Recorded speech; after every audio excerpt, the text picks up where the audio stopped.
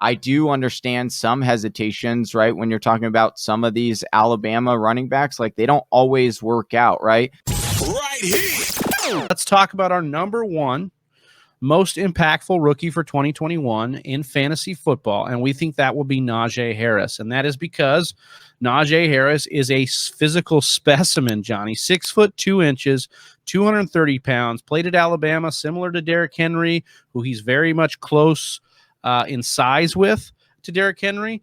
He, played for Alabama as well. So 5-star recruit out of high school. Harris seems to be this favorite for the first running back selected, or at least he started the year out as such.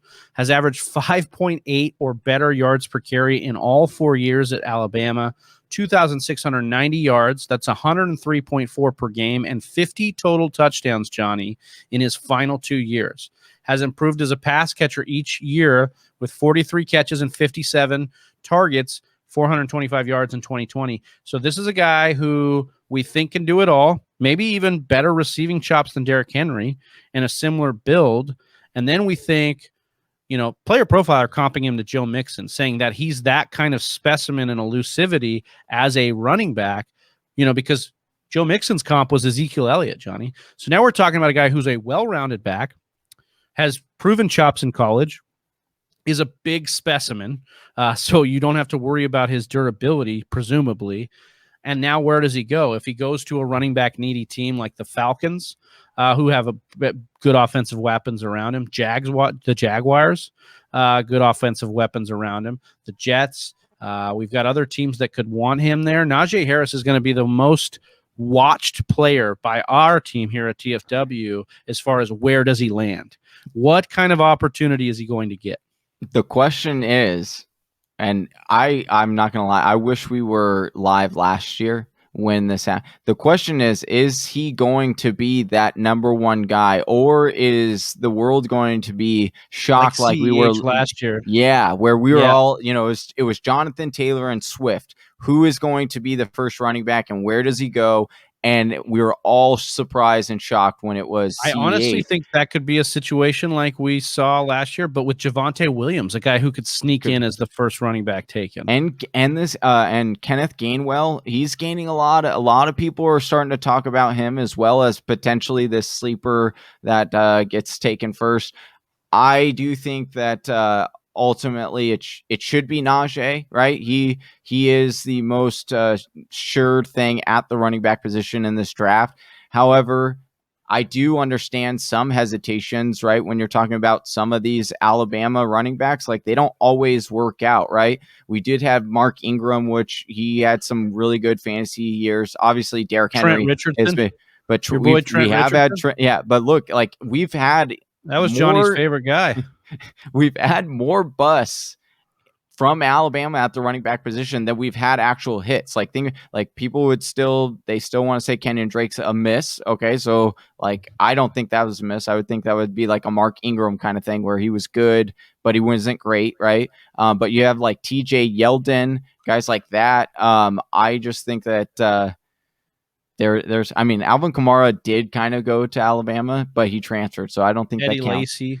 But yeah, Eddie Lacy, another one. So you see what I'm saying? Like there's a huge line of running backs that have been monster beasts in Do you think Alabama. It's more likely that Najee Harris is like Derrick Henry, he's like Mark Ingram, or he's like Eddie Lacy? Which one do you think he ends up more like? And I'll say Trent Richardson. Which one do you think that he'll be more closer to the spectrum on? Okay, give me the options again.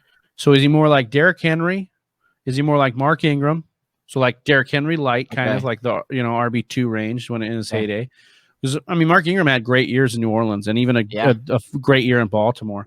But Derrick Henry's next level now. Now he's top 5 back, right, in fantasy. So Derrick Henry level, Mark Ingram level, or Eddie Lacy / Trent Richardson level, where he's gonna maybe have one good year and then flash in the pan and be out. I don't think he's going to be like Eddie Lacy, or I don't think it will be a one-hit wonder. I think he'll be more of a Mark Ingram than he'll be a Derrick Henry. Okay. I think he'll have... Yeah, you're playing the safe game here. I understand. No, but it's honest, though, because I don't think... I didn't tout him as one of the best running backs that like was a game changer, like a Jonathan Taylor or a DeAndre Swift. Like I didn't tout him as that. He certainly has those abilities, But again, I want to see what offense he goes to first, and because that has a huge factor, right? Like if he goes to a really bad, I mean, Trent Richardson, maybe he goes to a different team and he's still in the league. Maybe, probably not. But like it's fun to think about, isn't it? But Yeah, needless this to is going say, to be an interesting. It's going to be a lot of fun just to see where these guys land and see where we're going to talk about them as guys going forward. And you guys can help us with that by getting with us live next Thursday, 8 p.m. Eastern, 5 p.m. Pacific time. We're going to be going live during the draft. And so hopefully we get some of these guys taken in that first round. I mean, we're going to get a good amount of them. And then we're going to be able to talk about that, instant reaction to that. And here's the thing, even if, we're going to have linemen drafted, of course, and cornerbacks, we're going to talk about what that means for fantasy too, what that means for other implications across the league. We're excited. Killjoy excited too, saying he'll be there. He also was saying he's going to take Harris at 3 in his draft. That must be his rookie draft. Kind of nervous about it, though. Look, if you need running back, there's no shame in taking a guy, especially if he lands in a position that Harris is likely to land in, which is a role that needs to be filled. Let me ask you this real quick on last thing on Najee, but where do you think there's going to be a running back that lands with a team where you would instantly say, oh, they're an RB, they're in second round, or they're in the late first round now because they just drafted this X player at the running back position? Do you have anyone like that? Like a first round in redraft? Yeah, like that's going to be hard for anybody in this position to get into the first basically round. The CEH. What happened to CEH? CEH belonged, and we were trying to say this, CEH, there's not a team like that right now, right? Because if you look at Buffalo, if you look at Green, to Buffalo, yeah, Buffalo's interesting, but no, because of the competition there.